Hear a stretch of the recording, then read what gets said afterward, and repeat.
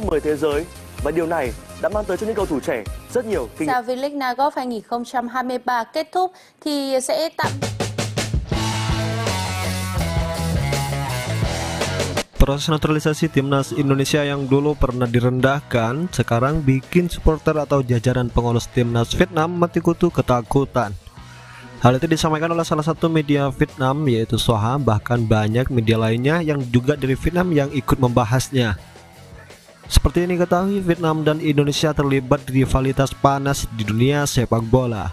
Bahkan tidak jarang timnas Vietnam selalu merendahkan timnas Indonesia dengan kesombongannya. Persepak bola itu sudah tidak terlihat ketika Indonesia melawan Vietnam. Banyak pemain timnas Indonesia yang berjatuhan, bahkan yang paling diingat sampai sekarang walaupun sudah lama, di mana pemain timnas Vietnam menginjak kaki Evan Dimas di SEA Games yang kemudian Evan harus ditarik di menit awal karena mengalami cedera parah, itu pun di partai final. Terlebih lagi, tidak jarang Indonesia bertemu dengan Vietnam meski bukan di level Asia Tenggara.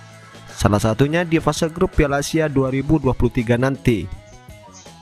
Untuk kesekian kalinya Indonesia harus berhadapan dengan timnas Vietnam. Beratnya lagi, Indonesia juga dihadapkan dengan Irak dan juga Jepang yang turut bergabung di grup D. Hal ini tentu sebuah tantangan berat untuk Indonesia.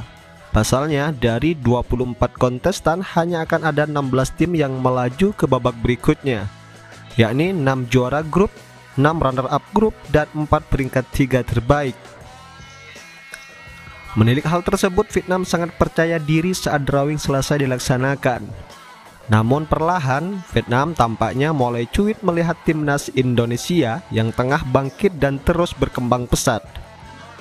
Terlebih lagi, proses naturalisasi para pemain keturunan incaran Sintayong telah rampung sepenuhnya. Dengan demikian, Indonesia memiliki komposisi tim yang kental dengan nuansa pemain Eropa.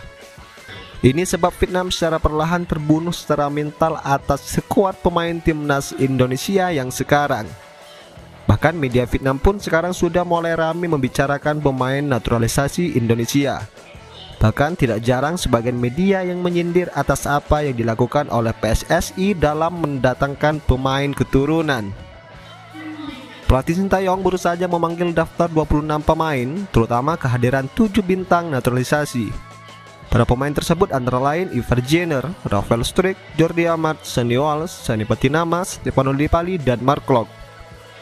Para pemain yang disebutkan di atas tumbuh dari Belanda, Belgia, dan Spanyol, negara-negara dengan latar belakang pesepak bola yang sangat kuat di Eropa.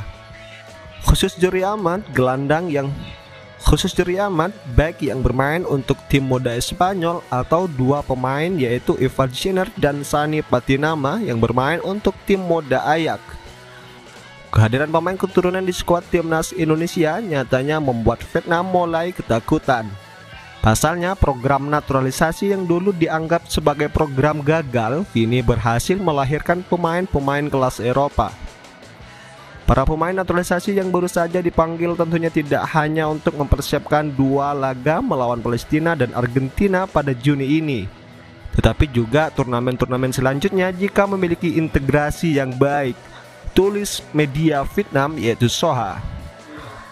Jika tim Indonesia benar-benar menjadi lebih kuat setelah menambah sederet bintang naturalisasi, ini menjanjikan menjadi lawan yang bisa menimbulkan banyak kesulitan bagi tim Vietnam ketika kedua tim harus saling berhadapan di Piala Asia 2023. Menarik untuk menyaksikan pertandingan Indonesia dengan seluruh pemain keturunan menghadapi Vietnam di babak fase grup Piala Asia 2023 nanti.